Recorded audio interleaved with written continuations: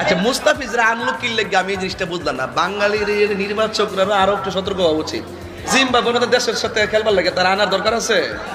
এরা সারা ওই আজকে করে সাইজ করে রেখেছে কালকে।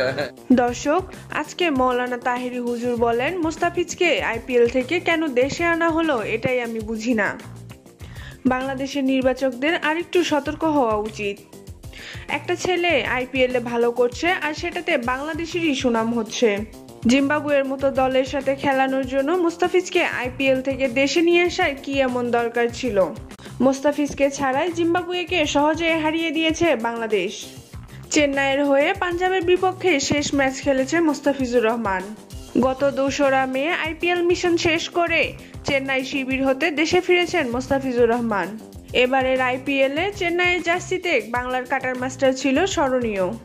মুস্তাফিজ চেন্নাইয়ের হয়ে 9টি ম্যাচ খেলে 14টি উইকেট শিকার করেছেন, যা মুস্তাফিজের ক্রিকেট ক্যারিয়ারে স্মরণীয় হয়ে থাকবে।